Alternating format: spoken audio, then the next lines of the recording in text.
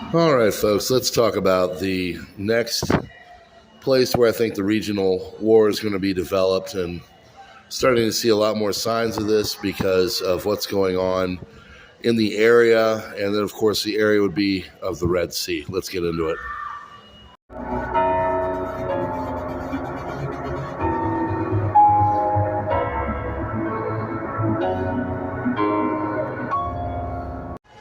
All right, friends, welcome back to the Global Intel channel. Please tell people about it. You know, a new channel, it's tough to get set up. So if you could have some friends subscribe or whatever, I'm going to try and figure out ways to get people come on by and listen as we get into it.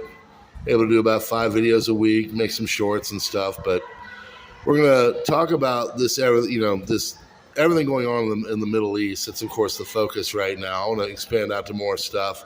That's why I did the inflation video the other day. But this video, what I want to talk about is the Red Sea and how they're going into this Operation Prosperity Guardian. What's going on is the Houthis are ramping up their attacks. And, initially the Israelis were like, okay, let's deal with what we got. Let's focus on Gaza. This, stuff that's going on with the Houthis is kind of annoying, but at the same time, it's nothing that we really need to consider right now. So what they decided to do is to kind of push that off, and then they did. And of course, the Houthis were not getting the attention that they wanted, so what they decided to do is to start to chuck more missiles and do more stuff. So it started with Galaxy Leader, and they moved on to Strinda and other areas, other boats dealing with that, and they started to fly some drones and chuck some missiles.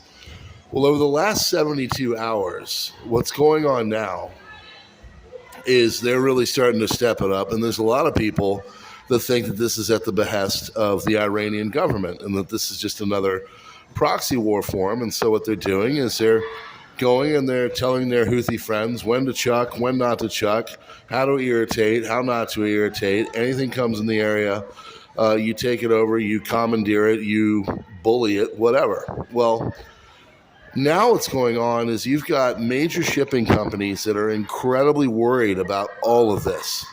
So some of the names are Hapag-Lloyd, which is a German company, CMC, there is CMS, there is OOCL, which is out of Hong Kong, and then, of course, you've got Maersk. And Maersk is a big one. They are 15% roughly of the entire trade of what's going on. They're a Danish company. So you're talking 1 out of every 5 things is on a Maersk ship. Then you tack on these other 4 ships, and you've got a lot of problems that could potentially happen.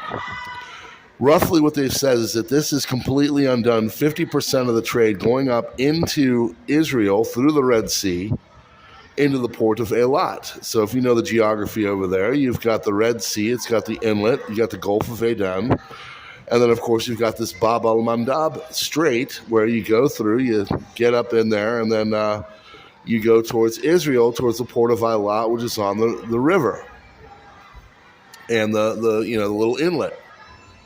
Well, now what they're doing is they've basically made it so 1 and 2 boats does not feel safe to go up there, and eventually the whole thing will crumble. The entire shipping is crumbling, and this is going to have incredible effects on everything.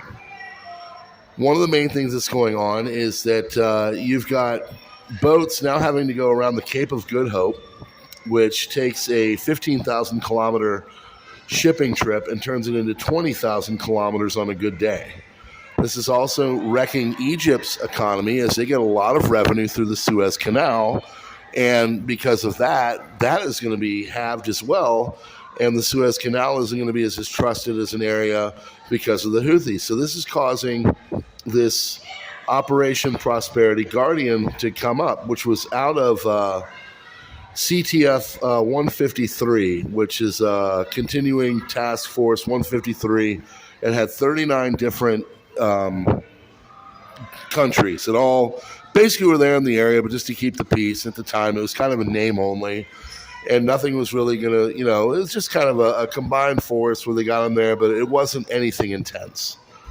Now things are intensifying, and that's the problem. And what's going to happen is this with this intensification, it's going to turn into what I think is going to become a regional war. Now, what do I mean by that? Well, what you're seeing here is very much like World War One. When you think about the Lusitania, when you think about the U-boats and everything off the coast of Britain and Ireland, basically, if you were in that area before the war really got rolling, you had a great chance of being shot down by the U-boats, which of course were looking to stop American ships from going and supplying things.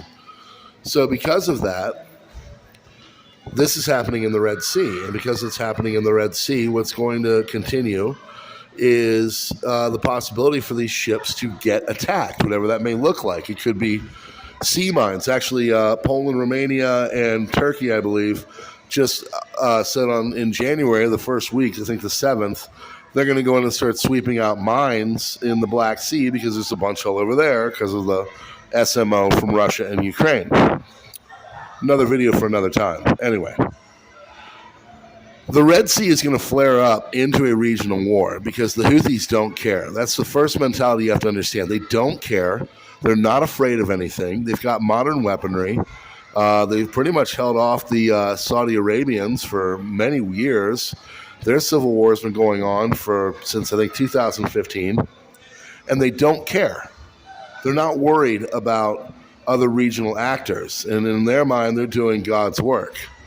So this is going to ramp up, and now that this is cutting off a lot of the shipping and everything to the Israelis through the Red Sea, through the Bab al-Mandab and Gulf of Aden and all that, they're going to see this as existential, and you're going to start to see them strike back in ways that you have not seen them strike back. And it really is starting to unfold to the Israelis that they are in a fully existential crisis at this time. And at a time right now when a lot of the world are not in their corner. 51% of Americans think that Israel as a state should not exist. That just came out. That was a Harvard poll. So think about it from there. You think about it. If you're a cornered animal, how are you going to react? You're going to throw everything you got at them. And for those that don't know, they've got nuclear weapons.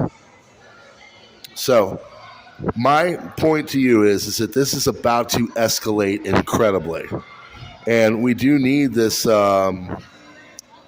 Operation Prosperity Guardian to go down there to help. But I don't care. I don't think it's going to go in the way that people want. I don't think it's going to de-escalate. I think what's going to happen is you're going to see an escalation of everything, and pretty soon, you're talking Gaza Strip is going to go regional, and it's going to start with these naval blockades in the Red Sea, and whatever the heck develops after that.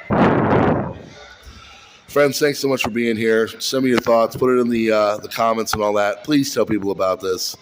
And let's try to grow the channel. I know it takes time. So I'm just trying to put out good, thoughtful content on the academic, honest base. And we'll just see where it goes. Thank you very much. We'll see you on the next one.